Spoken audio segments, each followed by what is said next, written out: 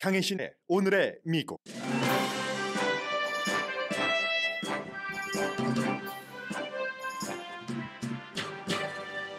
한인들도 많이 살고 관광객도 많은 하와이주 마우이에 허리케인으로 인한 산불로 대피령이 내려졌습니다. 건물들이 불타고 지금 하와이주에는 허리케인 비상사태가 선포됐습니다. 마우이에는 대부분 전화도 통화되지 않고 911 서비스도 다운됐습니다. 적십자사가 하이스쿨에 대피소를 마련했습니다. 오하이오 주민들은 투표를 통해 공화당이 주도한 주 헌법 수정을 어렵게 하는 발의안을 거부했습니다. 낙태 금지를 유지하기 위한 공화당의 발의안이었습니다. 낙태가 전과는 달리 중요한 투표 이슈가 됐습니다. 오늘 뉴멕시코주를 방문 중인 바이든 대통령이 곧 베트남을 방문합니다. 조지아주 풀톤 카운티가 다음 주 트럼프 전 대통령이 대선 결과를 뒤집으려는 시도를 한 증거를 내배심에 제시할 것으로 알려졌습니다. 기소가 가까워졌다는 얘기입니다. 트럼프 전 대통령은 증거 없이 기소를 준비 중인 검사의 사생활을 공격합니다. 미국인이 가장 사랑하고 믿는 지도자는 영국의 윌리엄 왕세자와 볼로디미르 젤렌스키 우크라이나 대통령, 가장 싫어하는 지도자는 블라디미르 푸틴 러시아 대통령과 마이크 펜스 미국 전 부통령입니다. 다이언 파인스타인 연방 상원 의원이 집에서 넘어진 뒤 병원 치료를 받았습니다. 대부분의 미국인은 인공지능의 성장을 위협으로 우려하고 연방정부가 그 위험을 컨트롤할 규제를 마련하길 바랍니다. 빅테크 회사는 믿지 않습니다. 집 잔디를 깎다가 뱀과 매의 공격을 동시에 받은 여성이 회복 중입니다. 뱀은 하늘에서 떨어져 여성의 팔을 감았고 매는 자신의 점심인 뱀을 되찾으려던 중에 공격당함입니다. 여러분 안녕하십니까? 오늘의 미국 강예신입니다. 오늘의 미국 저희 라디오 서울 방송을 하와이에서 무척 많이 듣고 계십니다. 저희 라디오 서울 방송의 프로그램이 지금 하와이에도 나가고 있는데 마우이 주민과 관광객들에게 대피령이 내려졌습니다. 지금 미국 전국의 탑뉴스이기도 합니다. 하와이에서 이 방송을 듣고 계신 분들이라면 아마 제가 보도해드리는 이상 훨씬 많이 알고 여러 가지를 대비하고 계시리라고 생각을 합니다. 그러나 하와이에는 또 많은 또 친척분들도 살고 계시는 분도 계시고 마우이, 빅 아일랜드 너무 잘 알고 계시는 곳이잖아요. 그곳에 그 다운타운에 어떤 건물들이 지금 무너지고 있습니다. 허리케인이 몰고 온 강한 바람 때문에 산불이 일어나서 그 산불이 마을을 덮치고 마을 사람들은 대피령이 내려져서 점점 더 해안가로 바다 쪽으로 지금 나가고 있습니다. 특히 리하이나에서 12명은 해양 경비대에 의해서 구조가 됐고 한 그 주변에 인구가 13,000명 정도 있는 곳, 관광객이 많은 지역 구조물들이 지금 불타고 있습니다. 가게, 식당, 갤러리, 즐비한 지역입니다. 학교 당연히 폐쇄됐고요. 오늘 어제 오후부터 이 허리케인이 몰려갔잖아요. 그래서 지금 도로도 전부 폐쇄됐고 리조트에서도 사람들에게 1분의 시간을 주고 전부 대피하라는 명령이 내려졌습니다. 비디오를 보면은 지금 검은 연기는 물론이고 불에 타면서 탁탁 튀기는 소리 있죠. 아주 무섭습니다. 자동차도 불타고 산불은 지금 정확하게 집계하기는 어렵죠. 한 700에이커 정도는 너끈히 탔다고 보고 있고 마우이 리아이나 다운타운의 프론트 스트리트 여기서 지금 피해 상황이 보고되는 것 같습니다. 특히 오늘 아침에 불로 인해서 어느 정도나 피해를 입었는지 정확하게 집계가 되진 않고 있고요. 적십자사가 마우이 하이스쿨에 대피소를 마련을 했습니다. 키에이 커뮤니티 센터도 지금 쉘터로 쓰이고 있고 대피하지 않은 주민과 관광객은 안전한 곳으로 피신하라는 얘기들 지금 들으실 겁니다. 그런데 문제는 하와이의 마우이 섬 그쪽 주변에 지금 전화가 터지질 않는답니다. 전화뿐만이 아니라 일반 전화는 물론이고 911 서비스도 완전히 다운됐다고 하거든요. 또 하와이에 살고 계시는 분들 잘 알고 계시지만 주지사가 지금 아웃 오브 타운입니다. 이럴 때는 주에서 주지사가 떠날 때는 부지사가 in charge 하죠. 물론 주지사가 떠날 때 모든 권력을 부지사에게 이양을 하고 떠났습니다. 그래서 주지사, 부지사 전부 하와이는 민주당이고요. 실비아 루크 부지사가 지금 주지사 대행을 이 비상사태에 하고 있는데 당연히 비상사태 선포했고요. 바이든 행정부에 긴급 도움을 요청도 했습니다. 전례 없는 일이라고 하고 하와이 병원이 지금 꽉 찼답니다. 화상 입은 환자들 때문에요. 허리케인 도라가 지금 전부 일으키고 있는 일이고 바람도 굉장히 강해서 뭐 시속 60마일은 거뜬히 넘는다고 하니까 지금 주지사를 대신을 해서 부지사가 일하면서 주민의 안전이 최선이다. 아주 기본적인 거죠. 하와이 방위군이 투입됐습니다. 그리고 이제 부지사가 없는 이 지금 시간에 주지사가 8월 15일에 돌아온다고 하죠. 하와이주로 해서 하와이 주 정부가 갖고 있는 긴급 자금도 전부 사용을 하면서 지금 일을 하고 있습니다. 호노룰루 기상청이 예보한 것 보니까 산불이 일어나고 있는 지역, 지금 크게 두 지역인 것 같은데요. 60마일 이상의 강한 바람이 오늘도 불고 공기가 굉장히 말라 있었죠. 하와이도. 오늘 조금 비가 내릴 수도 있다 하는 얘기도 나오고는 있는데 전력 공급도 마우이 지역에 한 13,000명 정도 되는 분들, 그곳은 인구가 그다지 많지 않으니까요. 전력 공급 끊겼습니다. 어제 오후에 시작된 허리케인으로 인해서 도라로 인해서 이 같은 피해가 하루가 채 되기 전에 이런 일들이 지금 일어나고 있고요. 노스 코할라 또 그 남쪽의 코할라 쿨라도 지금 불타고 있습니다. 오전에 이렇게 불타고 있다 하니까 하와이 전역이 불탄다는 얘기는 아니고요. 그쪽 지역의 빅 아일랜드 마우이 그쪽 지역에서 일부가 불타고 있다는 거고 오전에 보니까 하와이의 빅 아일랜드에서도 산불이 일어나는 거 지금 케이블 텔레비전을 통해서 보고 있습니다. 특히 예를 들어 좀 사람이 드문 목장 지역이라든가 코알라 목장 지역 주변 이런 곳은 주택 200채 정도가 지금 위험하다고 하고요. 이런 때는 이제 항상 하와이는 주민들도 있지만 관광객이 있기 때문에 공항이 어떤가? 지금 카울로이 공항이요. 하와이안 에어라인 영향 우리는 안 받는다 하는데 영향 안 받는 것 같지 않아 보이거든요. 공항 모습을 보더라도 뭔가 대피하다가 늦어서 무슨 일이 있다가 늦어서 비행기를 놓치신 분들도 계시고 오늘부터 금요일까지는 지금 티켓 여러 가지 바꾸는 이런 과정에서 비상사태이기 때문에 하와이 주정부에 지금 여러 가지 비용 같은 것은 전부 웨이브를 해준답니다. 공항에 발이 묶인 분들 많으시고요.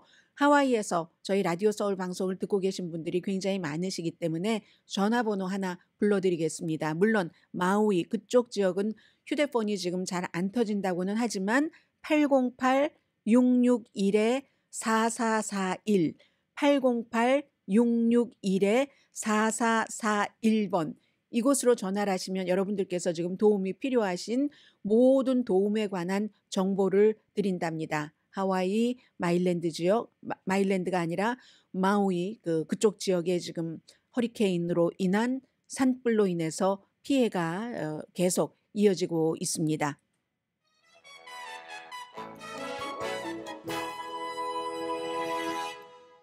그리고 이제 오늘 전반적인 모든 미국 뉴스의 탑 뉴스는 어제 있었던 오하이오주의 특별선거입니다. 한국을 통해서 이제 미국 뉴스를 접하시는 분들 가운데는 이런 때 많이 차이가 날 겁니다. 하와이 같은 경우도 지금 한국이 새벽인데 이 뉴스를 업데이트 할 리가 만무하고 또 한국도 지금 태풍이다, 다른 일이다 해서 큰 뉴스가 있기 때문에 조금 다루지 못할 겁니다. 그리고 오하이오주에서의 특별선거가 한국에서 무슨 관심이 있겠습니까? 그러나 미국에서는 굉장히 중요하죠. 오늘의 미국에서 항상 이제 이런 점을 여러분들께 좀 빨리 제대로 전해드리려고 노력을 하고 있는데 지금 공화당이 주도를 해서 어제 오하이오주의 분들이 8월달 휴가철에 특별선거 날짜도 딱 공화당이 투표율 낮춰서 유리하게 하려고 이 법안이 이제 통과되게 하려고 그러려고 이제 했었는데 안 됐습니다. 결국은 반대하는 사람이 57%, 찬성하는 사람이 43%였는데 그 법안 이슈 1의 내용은 헌법을 수정할 때는 이제 60%의 지지를 받아야지 되고 모든 카운티에서 한 5% 유권자의 청원서를 88개 카운티에서 전부 받아야지 된다. 이게 낙태 금지 때문에 그렇거든요. 왜 이렇게 했는가 하면은 88개 카운티를 그렇게 오하이오주처럼 광활한 곳에서 다 시골을 다니면서 받기는 어려운 거고, 그것도 지금 하와이에서 헌법을 수정해서 뭔가를 주민들이 바꾸려고 할 때는 지난 100년 넘게 50%의 지지를 받으면 됐습니다. 그래도 안 돼요. 50% 지지를 받기가 굉장히 힘들어서 111년 동안 뭔가 헌법을 수정을 해서 주민의 의견을 반영을 하려고 했었던 적이 71번인데 그 가운데서 19개 법안만이 통과됐거든요. 50%. 그런데 이번에는 60% 거기까지 가는데도 카운티에서 청원서를 받아라 하니까 거의 불가능한 겁니다. 왜냐하면 11월 선거에서 사람들이 헌법을 수정을 해서 낙태 권리를 좀 갖겠다 이런 것을 하니까 이 헌법 수정을 더 어렵게, 지금까지도 이 어려운데도 더 어렵게 해놓은 겁니다. 이게 부결됐습니다. 그만큼 낙태에 대해서 그 권리를 가져야 된다. 내가 뭐 낙태와 상관이 있는 사람이든 없는 사람이든 이렇게 생각하는 사람들이 굉장히 많은 거죠. 반대가 57, 찬성이 43이었습니다. 오하이오주도 뭐 미국에서 가장 그 낙태가 금지를 좀 철저히 하게 하는 법이 통과가 됐는데 주의회에서 만들었는데 그게 지금 소송에서 지금 시행은 중지가 되고 있는 거고요. 이게 이제 굉장히 앞으로의 많은 선거, 오하이오 주의 상원 의원 선거, 대통령 선거 등등에 영향을 미치는 겁니다. 오하이오 주는요, 빨간색 주입니다. 트럼프 전 대통령이 2020년도 선거에서 8% 차이로 바이든 대통령을 이긴 주입니다. 애리조나와 비교를 하자면요. 애리조나주에서는 바이든 대통령이 0.5% 차이로 가까스로 이겼거든요. 그 전에 2016년도에는 트럼프 전 대통령이 애리조나주에서 힐러리 클린턴 후보를 3%포인트 차이로 이겼습니다. 그러면 애리조나주가 레드인데도 그 정도 3%였는데 지난번 선거에서 바이든 대통령에게 트럼프 전 대통령이 8% 차이로 이겼다 하는 것은 굉장히 보수적인 곳이라는 것을 알 수가 있습니다. 보수적인 곳이다 하면은 낙태에 대해서 내가 가임 여성이건 아니건 반대야 이렇게 생각하는 사람이 많은 것도 사실입니다. 그런데도 불구하고 여기서 낙태는 개인의 권리로 보호를 해줘야지 돼 하는 생각이 많았다는 거잖아요. 결국은 어제 그 투표의 결과에 따르면 이건 굉장히 중요한 거죠. 오하이오주뿐만이 아니라 앞으로 이와 비슷한 것들을 이제 지금 추진하고 있는 곳이 애리조나, 알칸소, 플로리다, 몬타나, 네브라스카, 노스다코타, 오클라호마, 사우스다코타 이런 주들도 다 오하이오주와 비슷한 것을 지금 투표를 하는 준비를 하고 있고요. 애리조나주를 제외하고는 이 10개 주 가운데서 9개 주가 전부 트럼프 전 대통령에게 투표를 던졌던, 트럼프 전 대통령에게 더 많은 표를 던졌던 그런 주입니다. 그런데도 불구하고 이게 낙태 문제가 선거 결과 이렇게 나온다 하는 것은 2024년도에 낙태가 얼마나 중요한 이슈가 될 것인가 하는 것을 조금 미리 볼 수 있습니다. 물론 공공안전도 지금 너무 중요해요. 뉴욕에서 흑인 청소년들이 에이시안들을 아주 괴롭혔다. 이런 일들이 있는가 하면은 총기 사건은 또 얼마나 많이 터집니까? 그러나 그럼에도 불구하고 지금 그 여론조사 결과 보니까 이 여론조사는 CNN 방송입니다. 사람들이 2024년도 선거에서 낙태에 대해서 본인과 같은 생각을 하는 후보만 뽑겠다 하는 사람이 29%거든요. 그리고 낙태가 굉장히 내가 2024년도 선거를 할 때 중요한 이슈다. 물론 아직 시간은 남았습니다만은 그렇게 생각하는 사람들이 51%나 됩니다. 51%는 내가 가임 여성이건 아니건 다 포함을 해서 낙태가 대통령을 뽑는데 중요해라고 생각을 하는데 별로 중요하지 않아라고 생각하는 사람은 16%밖에 안 되거든요. 그래서 오하이오주에 말하자면 한마디로 낙태 권리를 주장하는 사람들이 승리를 한 이번 어제의 특별 선거는 굉장히 중요하고요. 전에는 낙태가 국가적인 이슈가 아니었습니다. 그런데 연방 대법원이 낙태를 금지할 수 있도록 판결을 내림에 따라서 사람들의 반작용이 이렇게 오는 거고요. 바이든 대통령이 한마디 했더군요. 어제 그 뉴멕시코에서 투표권을 굉장히 약화하려는 공화당의 시도였는데 여성의 권리도 또 건강에 관한 것도 약화시키려는 시도였는데 그런데 결국은 주민들이 그 민주주의 승리로 결과를 가져왔다 하는 얘기입니다.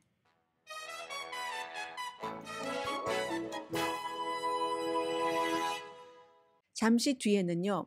15명 미국인도 있고 다른 나라 사람도 있습니다. 15명의 세계의 지도자를 대상으로 아주 가장 평이한 여론조사를 하는 갤럽이 물어봤습니다. 이 사람 좋아? 이 사람 좋아? 이렇게 물어봤더니 그 결과가 나왔는데 저는 그 결과 퍼센테이지를 쭉 보니까 왜 그런 결과가 나왔는지를 뉴스와 그대로 대입이 되는구나 하는 것을 느꼈거든요. 그래서 잠시 뒤에 사람들이 누굴 좋아하고 미국 사람들이 누구를 싫어하는지 이걸 통해서 지금 우리가 살고 있는 세상을 좀 바라보겠습니다. 라디오 서울 방송 오늘의 미국 듣고 계십니다. 하와이에서 혹시 조금 마우이와 전혀 상관없는 곳에 계시는 분들이 방송을 듣고 계신다면은 그래도 이제 같은 우리 동네니까 좀 신경 좀 써주시고요. 오늘의 미국 끝나기 전에라도 새로운 뉴스 나오면은 여러분들께 전해드리겠습니다. 말씀드린 대로 악시오스가 7월 3일부터 7월 27일까지 여론조사를 했습니다. 여론조사를 했더니 갤럽과 이제 악시오스가 보도를 했고 갤럽의 여론조사 결과를 쭉 이제 분석을 한 겁니다. 그리고 갤럽뿐만이 아니라 제가 지금 말씀드릴 때는 YouGov라는 영국의 여론조사 기구도 같이 말씀을 드릴 수 있는데 지금 보면은요, 미국에서는 15명입니다. 우선 이 사람에 대한 호감도와 비호감도를 조사를 했는데 윌리엄 왕세자, 볼로디미르 젤렌스키 우크라이나 대통령, 제가 가장 호감도가 높은 사람부터 쭉 말씀을 드리겠습니다. 맨 아래가 제일 인기 없는 사람이에요.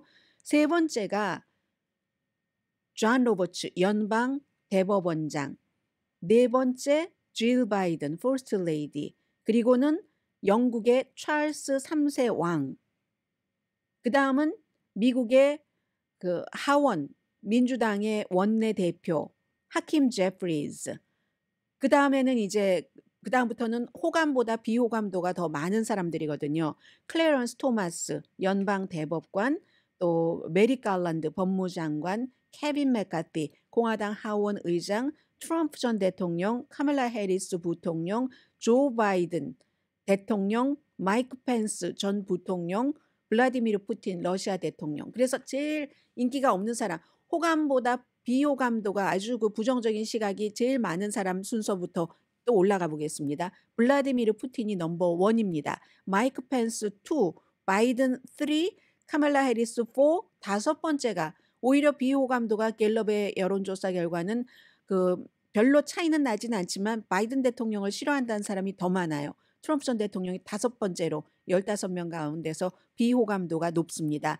여섯 번째가 케빈 맥카티, 일곱 번째가 법무장관, 여덟 번째가 클래런스 토마스 연방 대법관, 아홉 번째가 제프리 하킴스 민주당 하원 대표, 열 번째가 11번째인가요? 열 번째인가요? 찰스 3세 왕, 질 바이든, 존 로버츠 대법원장, 볼로디미르 젤렌스키, 윌리엄 그 왕세자 이렇게 되거든요. 해서 긍정적인 게 부정적인 것보다 많은 사람은 5명밖에 없습니다. 호감도가 비호감도보다 높은 사람 윌리엄 넘버 원 왕세자, 넘버 투가 젤렌스키 대통령, 넘버 3가 존 로버츠, 4가 질 바이든, 5가 찰스 왕. 이거 뭘 말하냐면요. 이게 다섯 번째까지 호감도가 비호감도보다 높은 사람 가운데서 2명이 영국 사람이잖아요. 아니 미국이 영국으로부터 독립한 지가 250년쯤 돼가는데도 아직도 영국에 대한 그런 그 사상이 있는가 봐요. 선민의식 같은 게 있는 게 아닌가 생각이 됩니다. 그리고 여기서 또 중요한 것은 존 로버츠라는 연방 대법원장이 바이든 대통령이나 트럼프 전 대통령은 호감도보다 비호감도가 더 높은 사람들이잖아요. 그런데 그런 미국의 전현직 대통령보다 훨씬 좋은 위치라는 거죠.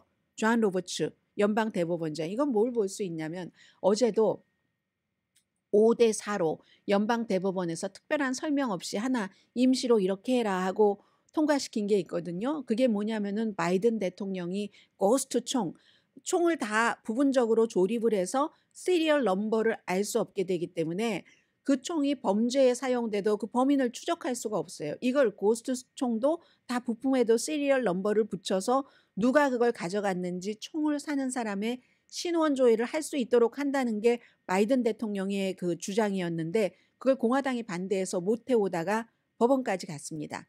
이걸 법원에서 임시로 우리가 최종적인 판결을 내릴 때까지 해라. 그 바이든 대통령이 원하는 것처럼 고스트 총도 다 추적하도록.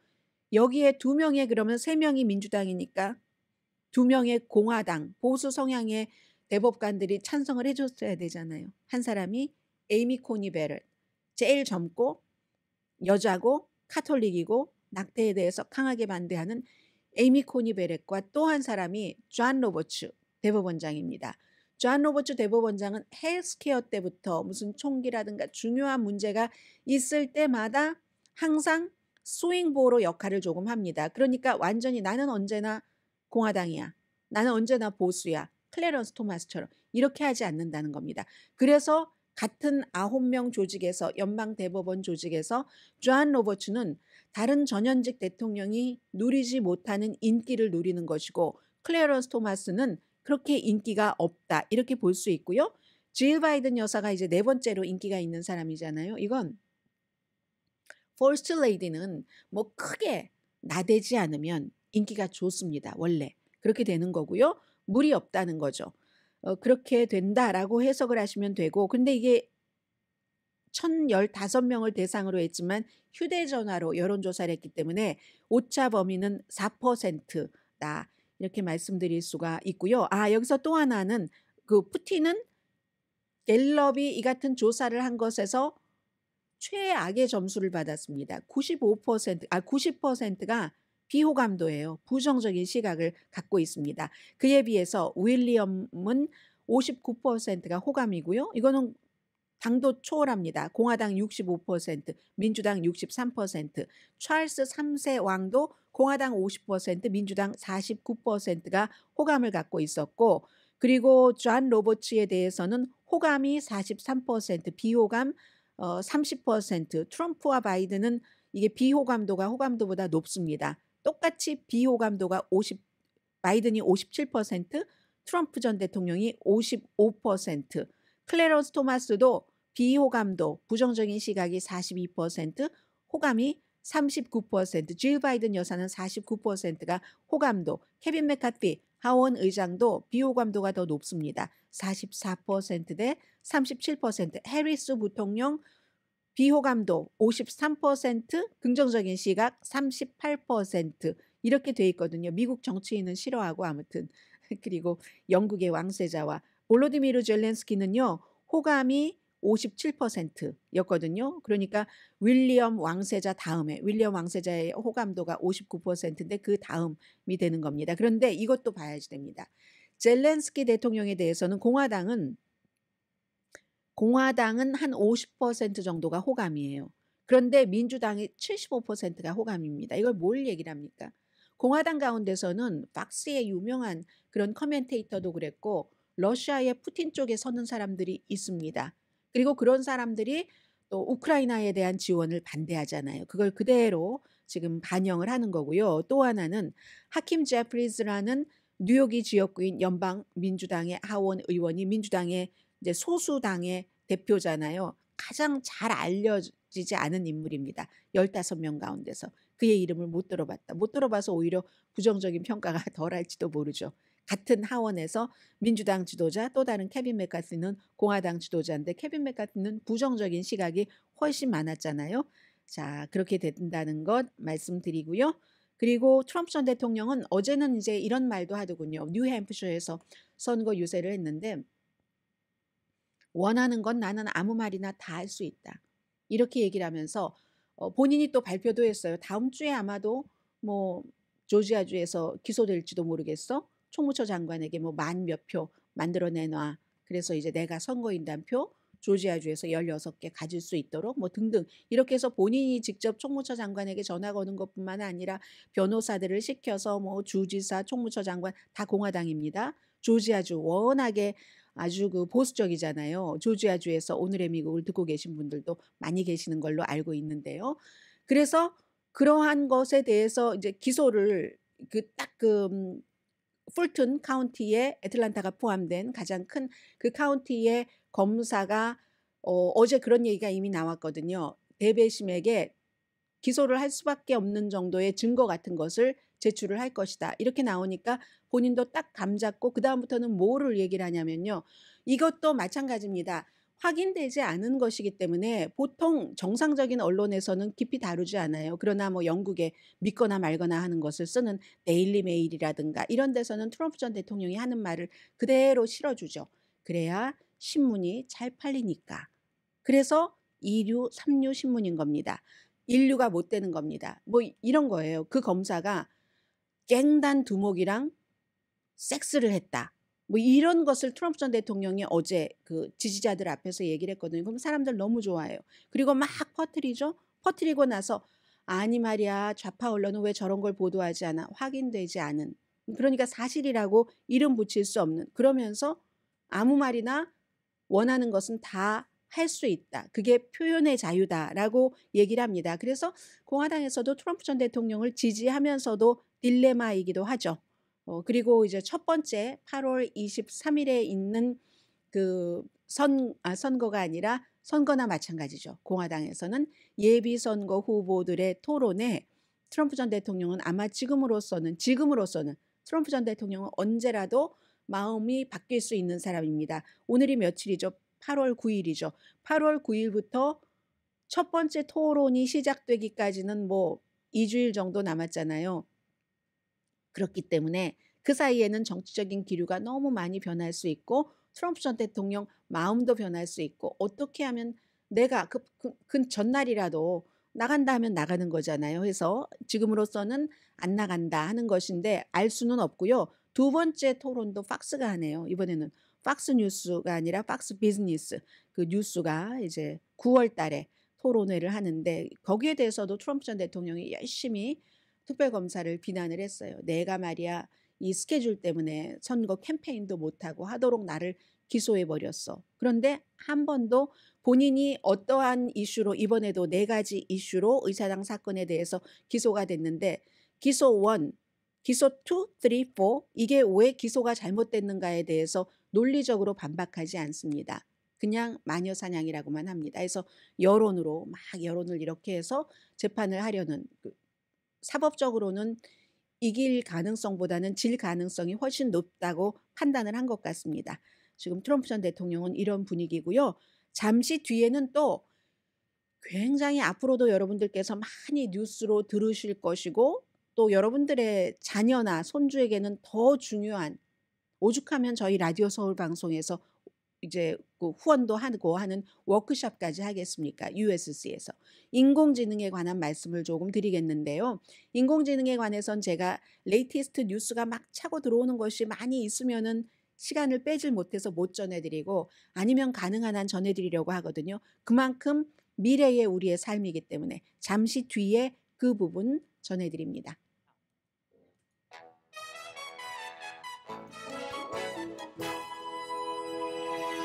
라디오 서울 방송 오늘의 미국 듣고 계십니다. 네, 인공지능 정책 연구소 그리고 유가브 이런 데서 여론조사를 한 결과인데요. 앞서 그 여론조사 결과는 갤럽이었습니다. 미국 사람, 영국 사람들 지도자 가운데 누구를 좋아하느냐, 싫어하느냐 그 여론조사 결과는요. 대부분의 미국 사람들은 인공지능에 대해서 그 위협 굉장히 걱정을 한답니다. 그리고 그 위험을 정부가 컨트롤해 주기를 원한다. 연방 정부가요. 테크놀로지 회사가 아니라 인공지능 같은 것을 개발하는 오픈 AI의 CEO 같은 사람 막 의사당 그 청문회에 나와서 이거 제발 좀 규제해 주세요라고 얘기를 하잖아요. 그리고 본인들도 뭘 좀 한다고 하고 하는데 회사는 회사잖아요. 회사는 이윤 추구가 목적이기 때문에 그런 회사들을 믿지 않는다 하는 여론조사 결과거든요. 그래서 82%가 테크 기업이 스스로 규제하는 것은 저희는 믿을 수가 없습니다. 56%가 연방정부가 이 인공지능에 대해서 어떠한 규제를 하는 것을 찬성합니다. 14%가 찬성하지 않는데 그럼 사람들은 뭔가를 규제한다는 것을 대체로 싫어하잖아요. 우리가 사업할 때도 그렇고 특히 이제 민주당보다는 공화당 자체가 자유로운 이런 것을 흐름을 원하기 때문에 싫어하는데도 불구하고 공화당, 민주당, 무당파 다 합쳐서 56%나 규제에 찬성을 하는 겁니다. 이 연방 정부가 규제하는 것에 반대하는 사람 또 이거 비교해 보는 게 의미가 있잖아요. 3, 7, 21. 3분의 1도 안 되네요. 14%만이 연방 정부가 규제하는 것에 반대를 합니다. 56%대 14%. 이 같은 그 정책에 대해서 이것도 민주당과 공화당이 조금 일치하는 부분이 많았거든요. 참 드문 일이죠. 요즘에 일어나는 일 가운데서는. 그래서 사람들이 그럼 어느 정도나 걱정을 하는가 하는 것에 대해서는 지금 YouGov의 여론조사 결과로는 아주 대부분이 아니 대단히 나 너무너무 막 그냥 익사이링해. 인공지능 저게 나와가지고 어떻게 뭐가 세상이 변할까? 나의 생활이 변할까? 좋은 방면에서 익사이링 대부분 인공지능에 대해서 나는 익사이링한 그런 느낌이야. 익사이티드한 그런 사람이 7%, 뭐 부분적으로 익사이티드 하기도 해. 14%, 합쳐서 21%잖아요. 아무튼 뭔가 좀 흥분되고 좋아 하는 분위기. 그러나 완전히 나는 모르겠어. 그냥 중립 내지는 몰라서 모르는 분들도 계실 테고 그런 분이 16%입니다. 그럼 익사이링하다가 21%, 그냥 중립 16%인데 나 분명히 좀 걱정해. 32%, 대부분 아주 많이 걱정해. 30%, 합쳐서 62%가 걱정을 한다는 겁니다. 그럼 익사이팅하다는 사람이 21%고 62%가 걱정을 한다니까 이것도 3대 1입니다. 걱정하는 사람이 좋다 하는 낙관론보다 인공지능에 대해서 훨씬 많은 거죠. 그래서 결국은 인공지능 이런 개발 같은 것을 슬로우해야지 된다라는 사람이 72%, 아니요. 지금보다 이왕 내친 거 더 속도를 내야죠. 8%밖에 안 됩니다. 이건 8, 6, 8이 58, 7, 7, 7, 8, 8이 64, 9, 8, 9, 72.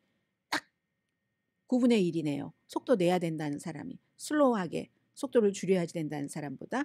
이건 민주당 가운데서 그러면 뭐 4명 가운데 3명, 공화당도 좀 비슷하거든요.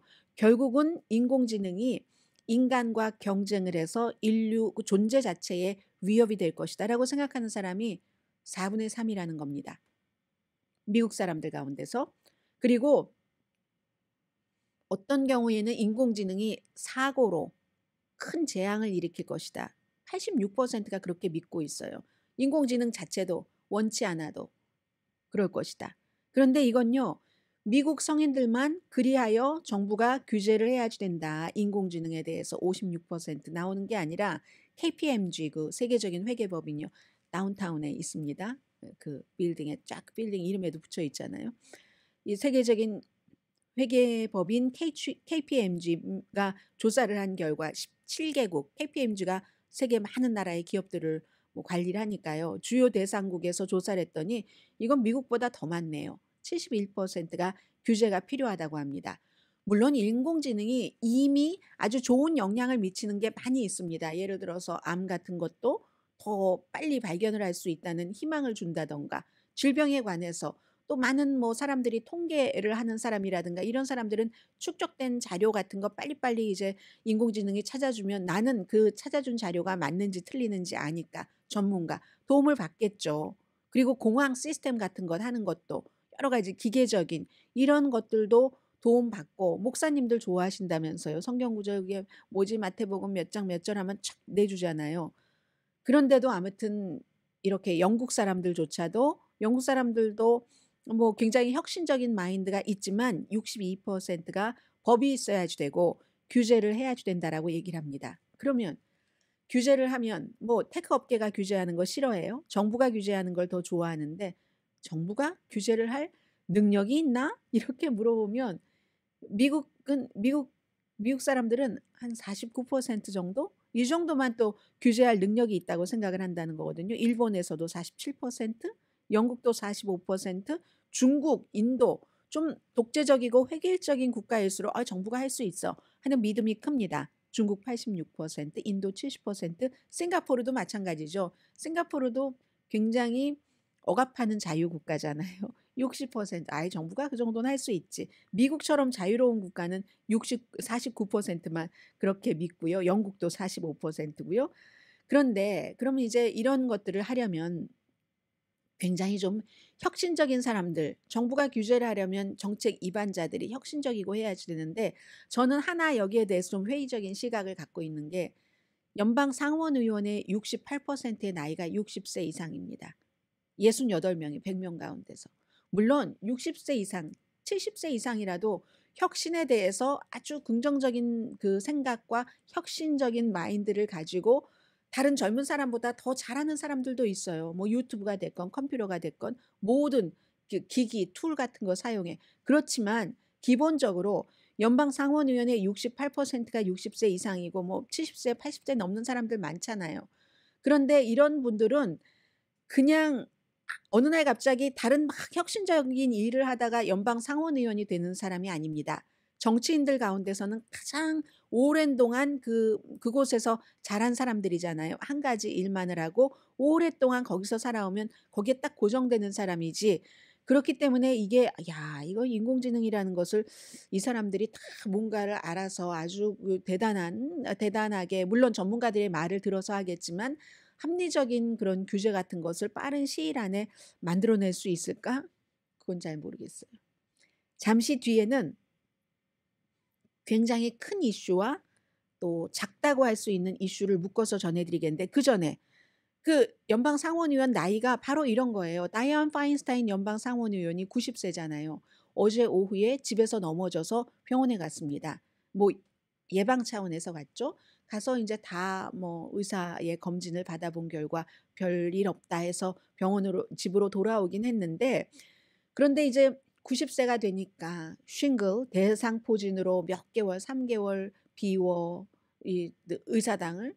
그 사이에 바이든 대통령은 같은 민주당인데도 상원에서 인준을 하니까 뭐 인준 같은 것을 못해. 또 법사위원이 11명 대 10명이거든요. 상원은 민주당이 다수당이니까 11명. 그리고 공화당이 10명인데 이 일도 하나도 하지 못해. 왜냐하면 이게 표가 차이가 많이 나야지 뭔가를 해볼 수 있는 거잖아요. 민주당으로서. 그런 일이 있었는데 5월 10일에 돌아오고 나서도 무슨 투표를 하는지도 몰라. 그리고는 또 넘어져. 이러면 걱정되는 거잖아요. 이런 사람들이 다이언 파인스타인 한 사람이 아니에요. 남자도 여러 명 있습니다. 그래서 참 어느 정도의 그 세대 교체는 좀 필요하다.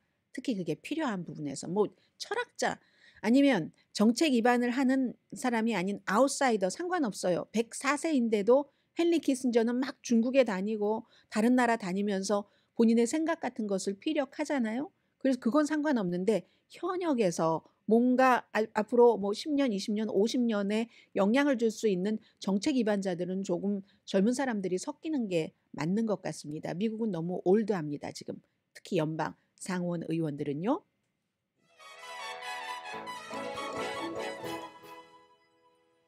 네, 라디오 서울 방송 오늘의 미국 듣고 계십니다. 오늘 이제 뉴멕시코에서 또 이제 유타주로 가는 바이든 대통령이 어제 이제 뉴멕시코에서 지금 뭐 여러 가지 뭐 기후 변화에 대해서 경제에 대해서 얘기를 하고 있기는 합니다만은 그 기부자들에게 베트남에 간다고 짧게 얘기를 했습니다.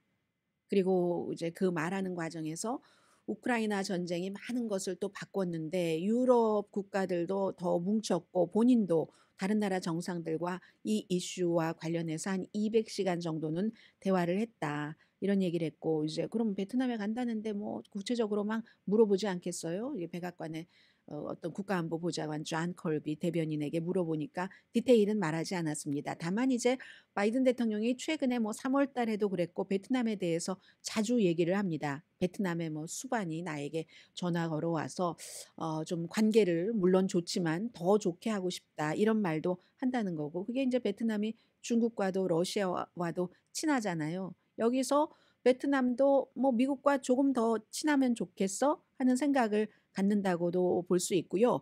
9월 22일에 이미 그 인도네시아 뉴델리에서 G20 정상회담은 있잖아요. G20 정상회담 때는 당연히 만나겠죠. 그런데도 maybe 그 전에 아주 좀 짧게라도 베트남을 방문한다. 이런 얘기하고 있고요. 그리고 네, 이런 일들도 있네요. 지금 제가 이 말씀을 드리려다가 준비는 해서 말씀을 드립니다만 마음속에는 지금 하와이가 들어와 있어요. 조금 뒤에 레이티스트 알려드리고요.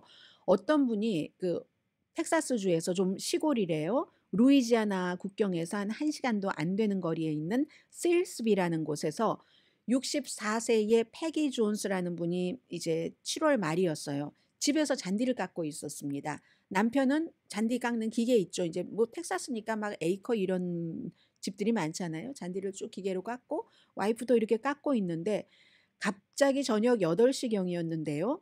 하늘에서 뱀이 뚝 떨어져서 한쪽 팔에 딱 오더니 막 감겨서 이분이 그걸 떨쳐내면 떨쳐낼수록 점점 더 조여오고 그 사이에 안경을 끼고 있었는데 안경에 뭔가 액체가 떨어지고 뭐 이거는 독이야. 뱀인 거예요. 그게 뱀이. 그리고 나니까 또 조금 있다가 갑자기 또 매가 날라와서 막 다른 팔을 공격을 하고 매의 점심이었던 거예요. 그게 점심인지 저녁인지. 아무튼 그래서 점심을 찾으려고 온 겁니다. 이 팔 저 팔 막 뭐 매의 그 발톱으로 핥히어지고 매의 날개가 철썩철썩해서 막 얼굴을 달고 해서 너무 그 뱀을 떨구려고 심하게 움직였어도 점점 더 꽁꽁 조여지고 그러던 중에 이제 뭐 막 완전히 매는 나도 핥히고 뱀도 핥히고 뭐 계속 소리를 질렀겠죠. 남편이 막 기계로 이렇게 그 잔디를 깎고 있는데 그래서 이제 남편이 와서 그리고는 "Help me Jesus, please help me Jesus." 예수의 이름으로 명하노니 뭐 사탄아 물러가라 막 이래야 되는데 그렇게 해서 아무튼 그렇게 해서 와이프의 비명을 듣고 남편이 와서 본 것에 너무 놀라고 당연히 이제 그 병원에 갔죠. 그 사이에 매가 한 4번 정도를 왔다 갔다 공격하더니 뱀을 낚아채고 자신의 식량을 낚아채고 올라가 버렸답니다.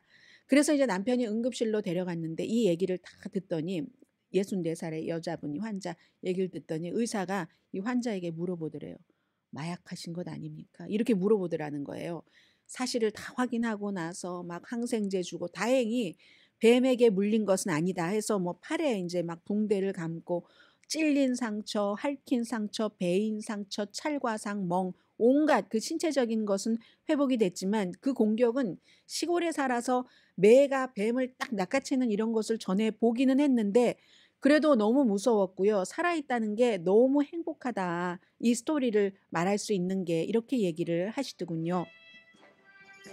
지금 하와이의 마우이 산불이 너무 빠르게 움직인다고 하거든요. 그래서 주민들이 요즘 소셜 미디어에 많이 올리시잖아요. 보면은 완전히 빨갛게 불타고 있고 그 연기도 막 검은색으로 굉장합니다. 그래서 사람들이 너무 좌절하고 있기도 하고 주민들이 이거 종말론적의 그런 모습을 내가 내 눈앞에서 보고 있는 것 같아라고 얘기를 하거든요. 허리케인 도라이 이 바람이 지금 그 마우이에서 점점 강해지는 그런 지역도 있고 바람은 또 이러다가 또 언제 그랬냐 하게 방향도 바꾸고 강도도 바꾸기는 하지만 아마도 지금 하와이에서 1992년도에 아주 큰 I자로 시작됐던 허리케인 같은 것이었던 것 같은데요.